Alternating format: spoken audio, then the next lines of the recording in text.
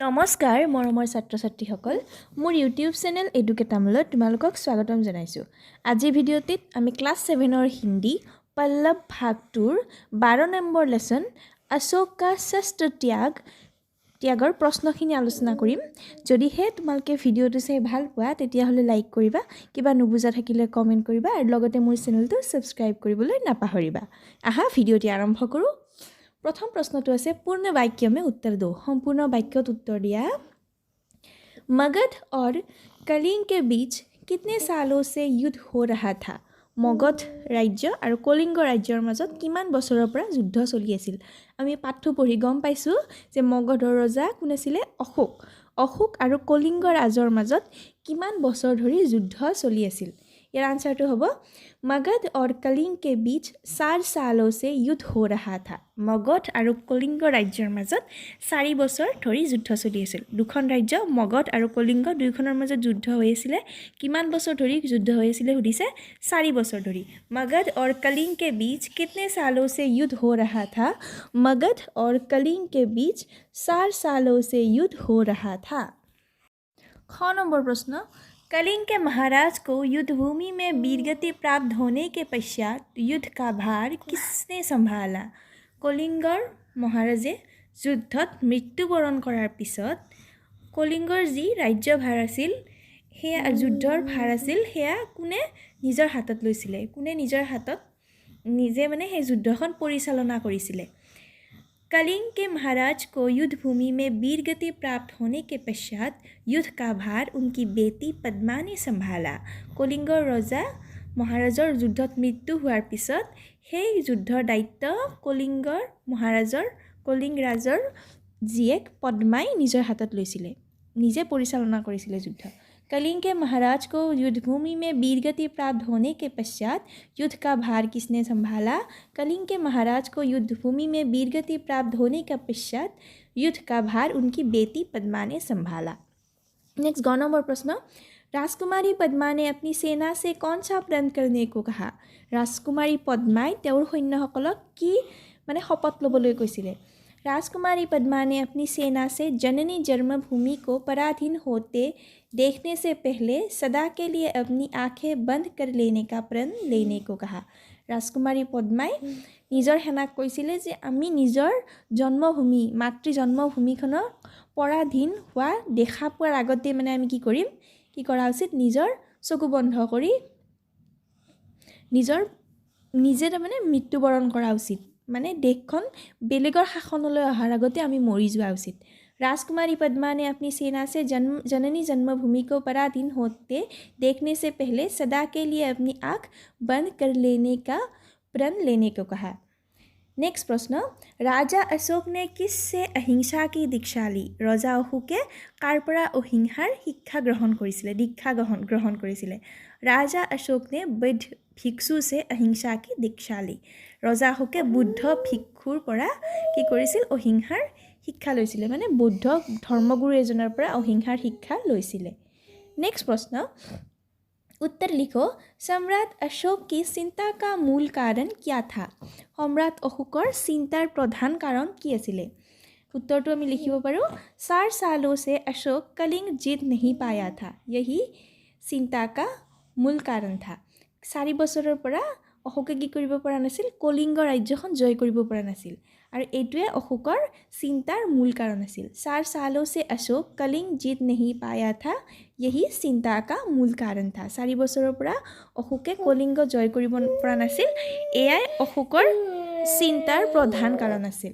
এইটোৱে প্ৰধান চিন্তাৰ কাৰণ আছিল। दुर्ग के फाटक खुलने पर अशोक और उसकी सेना के चकित होने का क्या कारण था?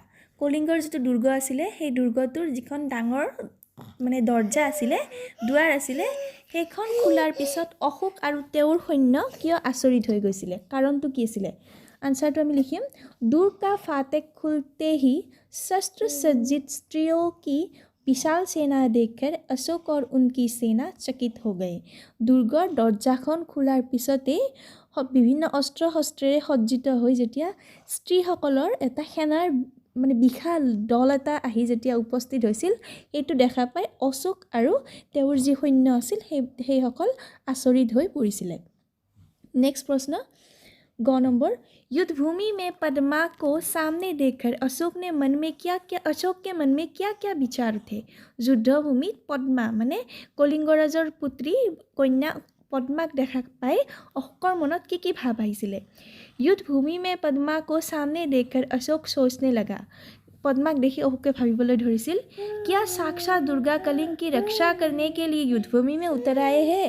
भाविছিল যে কি সাক্ষাৎ দুৰ্গাই কলিংগক উদ্ধাৰ কৰিবলৈ যুদ্ধভূমিলৈ আহিছে নেকি। শীৰ্ষ সৈনিক भी सभी स्त्रियां है, যিবিলাক শীৰ্ষ সৈনিক আছে সেইবিলাকো মহিলাই হয়। क्या स्त्रियों से भी युद्ध करना होगा। এতিয়া মই কি তিৰোতাৰ লগতো যুদ্ধ কৰিব লাগিব নেকি। क्या अशोक को स्त्रियों का भी वध करना होगा। अशोके माने महिलाসকলৰ তিৰোতাসকলকো বধ কৰিব লাগিব নেকি। नेक्स्ट प्रश्न बौद्ध भिक्षु ने अशोक से क्या क्या प्रतिज्ञाएं करवाई थी। এই বুদ্ধ যিজন ধৰ্মগুৰু আছিলে সেইজনে অশোকৰ দ্বাৰা অশোকক মানে কি প্ৰতিজ্ঞা কৰিবলৈ কৈছিলে। उत्तरটো লিখিব পাৰো আমি बौद्ध भिक्षु के सामने अशोक ने प्रतिज्ञा की प्रतिज्ञा কৰিছিলে অশোকে মনত ৰাখিবা। मैं सबसे प्रेम करूँगा, মই সকলোকে ভাল পাম। अहिंसा ही मेरा धर्म होगा, মোৰ প্ৰথম ধৰ্ম হ'ব অহিংসা। जब तक जीवित रहूँगा अपनी प्रजा की भलाई करूँगा, যেতিয়ালৈ জীয়াই থাকিম তেতিয়ালৈ মই মোৰ প্ৰজাৰ ভালৰ কাৰণে কাম কৰি যাম। सब प्राणियों को सुख और शांति पहुँचाने का प्रयत्न करूँगा, সকলো প্ৰাণীকে মই সুখ আৰু শান্তি দিবলৈ চেষ্টা কৰিম। सब धर्म को समान दृष्टि से देखूँगा, সকলো ধৰ্মকে মই সমান দৃষ্টিৰে চাম। কি কৰিছিলে কৈছিলে मैं सबसे प्रेम करूँगा, अहिंसा ही मेरा धर्म होगा, जब तक जीवित रहूँगा अपनी प्रजा की भलाई करूँगा, सब प्राणियों को सुख और शांति पहुँचाने का प्रयत्न करूँगा, सब धर्म को समान दृष्टि से देखूँगा। मैं सबसे प्रेम करूँगा, अहिंसा ही मेरा धर्म होगा, जब तक जीवित रहूँगा अपनी प्रजा की भलाई करूँगा, सब प्राणियों को सुख और शांति पहुँचाने का प्रयत्न करूँगा, सब धर्म को समान दृष्टि से देखूँगा। प्रश्न बौद्ध धर्म की किन्हीं दो बानियाँ लिखो। बुद्ध धर्মৰ দুটা বাণী লিখিব দিছে। মানে বুদ্ধ ধৰ্মৰ প্ৰৱৰ্তক আছিল কোন, গৌতম বুদ্ধ। তেওঁ কোৱা বাণী দুটা আমি লিখিছোঁ। কি লিখিছোঁ চাবা। खुशियों का कोई रास्ता नहीं, खुश रहना ही सबसे अच्छा रास्ता है। কৈছিল যে মানুহে সুখী হৈ থকাৰ মানে কোনো ৰাস্তা নাই, মানে সুখ নিজে মানে নিজৰ মনটোক সুখী কৰি ৰখাটোৱে হৈছে ৰাস্তা।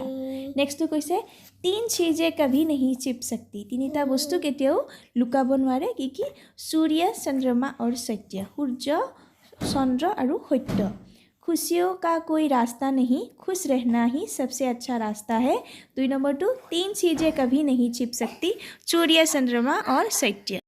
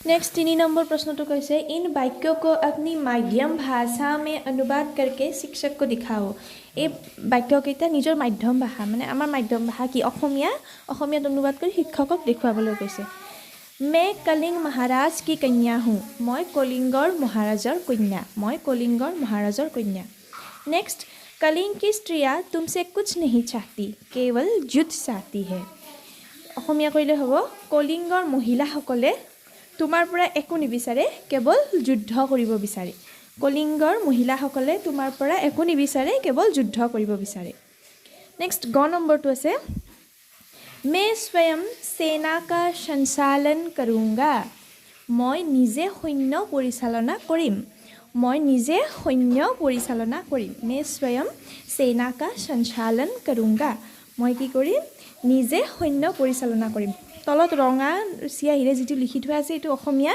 আৰু ওপৰৰখিনি হিন্দী হয় তাৰ পিছত খ নম্বৰটো যেটো আছে খ নম্বৰটো চাবা मैं हथियार नहीं उठाऊंगा मैं हथियार नहीं उठाऊंगा मैं हथियार माने अस्त्र शस्त्र मैं अस्त्र हातत नलौ কি লিখিব পাৰো আমি मैं अस्त्र हातत नलौ मैं हथियार नहीं उठाऊंगा मैं माने अस्त्र नुठाও त माने কি হ'ব मैं अस्त्र हातत नलौ मैं हथियार नहीं उठाऊंगा मैं अस्त्र हातत नलौ मैं हथियार नहीं उठाऊंगा मैं কি हातत नलौ मैं अस्त्र हातत नलौ नेक्स्ट আছে अहिंसा ही मेरा धर्म होगा अहिंसा ही मेरा धर्म होगा अहिंसाई मोर धर्म हब बा अहिंसा ही मेरा धर्म होगा अहिंसा मोर धर्म এনেকৈ ক'লে হ'ব अहिंसा ही मेरा धर्म होगा अहिंसाई मोर धर्म हब 4 नंबर प्रश्न तो আছে कुछ अशुद्ध वाक्य को पढ़े और उनके शुद्ध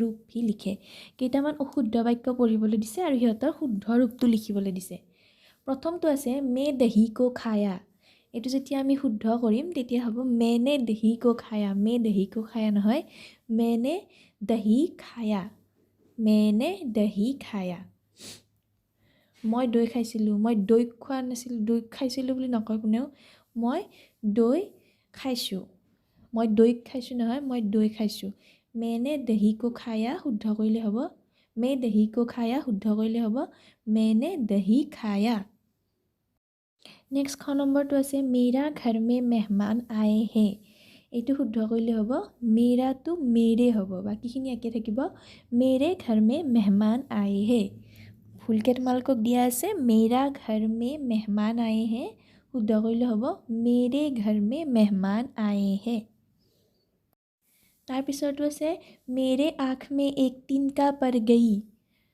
एटु শুদ্ধ কৰিলে হ'ব मेरे आँख में एक तिनका पर गया मेरे आँख में एक तिनका पर गई নহয় मेरे आँख में एक तिनका पर गया तार पिछरটো আছে गुरुजी हमारे घर से वापस लौट गए एटु শুদ্ধ কৰিলে হ'ব गुरुजी हमारे घर आकर वापस लौट गए घर से নহয় घर आकर वापस लौट गए गुरुजी हमारे घर आकर वापस लौट गए আজিলৈ ভিডিওটো এইখিনিয়ে যদিহে তোমালোকে ভিডিওটো চাই ভাল পাইছা তেতিয়াহলে লাইক কৰিবা কিবা নুবুজা থাকিলে কমেন্ট বক্সত কমেন্ট কৰি জনাবা মই যিমান পাৰো উত্তৰ দিবলৈ চেষ্টা কৰিম আৰু লগতে মোৰ চেনেলটো সাবস্ক্ৰাইব কৰিবা ধন্যবাদ